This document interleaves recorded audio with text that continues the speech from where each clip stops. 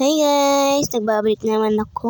So ayan te, wala kami magawa and then tinan nyo, panoodin na lang kami. Dahil wala kami magawa, laro-laro na lang. And then ako tiga video and then Sabrina tiga laro. So ang nilaro namin is Scary Teachers 3D. Kasi yan kasi favorite niyang nilalaro. Marami kasi yan nilalaro kasi mahilig maglaro yan. Kaya napapagalitan siya ni Daddy. Amy! Minsan napapagalitan kayo kapag hindi gumagawa ng assignment. Baga. And then minsan nagpapabida-bida yan. Tignan nyo oh, papainggit pa sa inyo. Kaya feeling eh, naiingit kayo no. Amy! Nagpapainggit feeling naman sa kanyang pagkain. Sa kapatid ko naman yung minsan mga agaw ng pagkain yan. Sapakin kita dyan eh. Yan siya.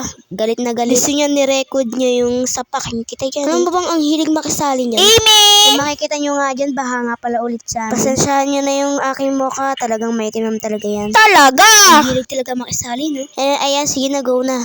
Kwento ko na sa inyo. Wala kasi papsi ko dito and then iniwan kami. Iniwan kami dito tatlo. Dahil ang bapa ko ay naningil ng wifi. Uy. Sheesh! Napapasigaw na nga pala yung kapatid ko dyan. Naabala ko sa paglalaro. Para lang may masabi. Kita nyo naman, taganyan-ganyan lang ako. Alam nyo na.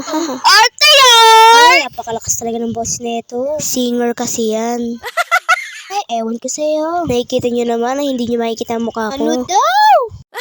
Minsan nga nabubulol ako. Ay, nako. Wala kasi ako makausap eh. At buti na lang, nagka-best friend ako. Uy. Ito nga lang ako nakakuha ng friends.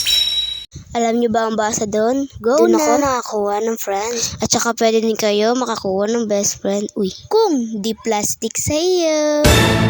Pag nga pinalastik ka niya, maghanap ka na lang ng bagong app. Pero sinasabi ko sa inyo, maganda sa... Kasi pwede ka din makaharap doon ng...